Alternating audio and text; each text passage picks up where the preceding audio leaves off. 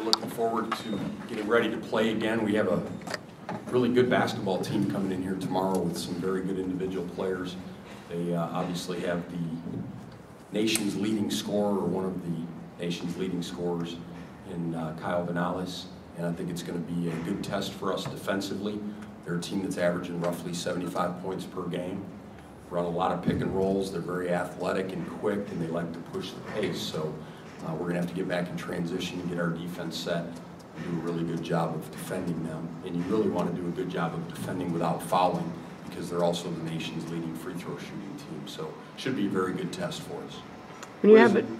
When you have a team that's playing, it has a week off and has another week off, is it a positive? That is, I guess the question that I'm thinking of is, do they go into the game more focused because they haven't played in a while, or is it a rust factor to it? I don't think there's anything like that. I think we've done a really good job of balancing preparation, but also individual skill development throughout the week, film study. We prepare for this one like we do every other one. And I think our team's ready to play somebody else, but they also understand that we've had really good balance throughout the week, and we should have great energy tomorrow night. What is it about Vanales that stands out? What makes him as good of a player as he is? I think he can score in a variety of ways. He can beat you off the dribble. He can go right or left. He can shoot the pull-up. He's got a step back to his game. He does a terrific job of getting angles, whether it's beating you off the dribble or coming off the pick and roll. And when he gets an angle, he's very difficult to stop. So you got to keep him outside the elbows, and you got to keep your chest in front, and he can get no open looks. When you get to full strength, everybody's healthy, everybody's eligible, do you really anticipate using the full court pressure a lot more than you're using right now?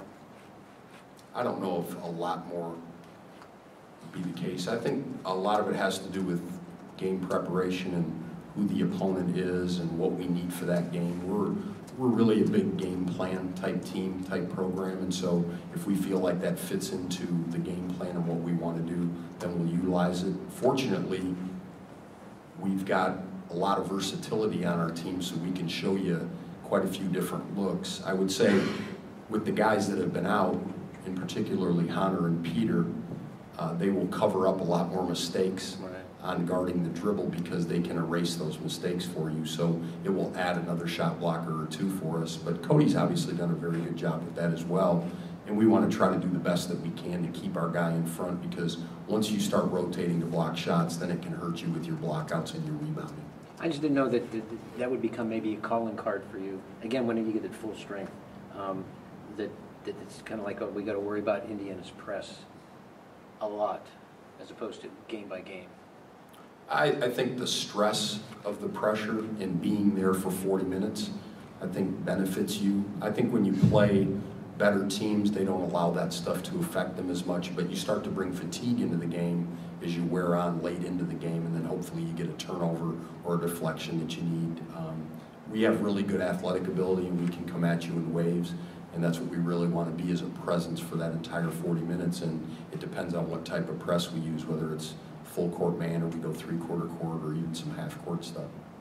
There's always talk about this team bringing fatigue to the game. Is that more of a factor this week with Central Connecticut State having 5 guys who play 30 minutes or more a game? I've seen all of their games, and I've yet to see them get tired. So they're a team that is pretty resilient that way, but we'll find out. I also think that we will put more stress and pressure on them in bringing the ball back at them than maybe some of the other people that they have played. As you saw in the North Carolina game, there were a lot of strike back baskets and opportunities for us to try to get back quickly off the make or the miss, and we like to put pressure on people that way. So we'll add that defensive fatigue component probably to them, maybe a little bit more than their other opponents have. Is that something you're looking to see these guys get tired for the first time this year by the end of this game? That would be nice. I think what fatigue does is it drops your shooting percentage. Those legs start to get a little bit heavier, and it's tougher to make jump shots.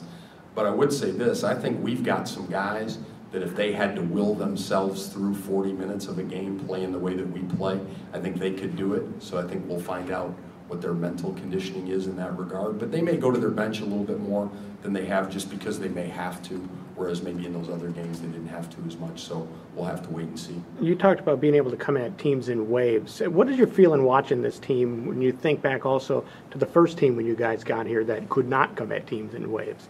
Yeah, what is your feeling? Is it a feeling of relief? Is it, just how do you go about watching this team? We obviously have more talent, more athletic ability, and we have more from a numbers standpoint than we had maybe early on in our tenure here. But I think it's great for competition. I think if you are a highly regarded player and you think you are a highly regarded player, the competition is created on a daily basis without any of the coaches trying to create it. Whereas early on, we really had to create the competition level and the intensity level and that type of thing. And we haven't had to do that necessarily with this group. And so they know that every day that they come here, they're either fighting for minutes, they're fighting to be that starter, that guy that's getting the lead minutes. And then what happens is not only are we able to hold you more accountable defensively, which we have been able to, but we also bring guys off the bench that can score and shoot the ball. I guess how much is it, do you personally feel the pride of watching what you guys have developed as it's in motion? I would say this, I think it's very rarely done. Usually you set it up for the next guy. So I think that's a credit to Coach Crean, because the first day we started working and we started doing workouts, he hasn't changed one bit from that day that he's walked through that door, no matter what the talent level was or where we were at depth-wise or any of that. He expected to win every game, and he expected an intensity and a standard of performance every single day, and it's carried itself out. And what you find is then when you have players that carry that out and you become player-driven as much as you are coach-driven, then you have a chance to be a pretty special basketball team. You mentioned Vinalis. They obviously got the Hunter kid as well. Basically, what are some of his strengths, I guess, and how do those two kind of work together, and what makes it tough to defend both of those guys?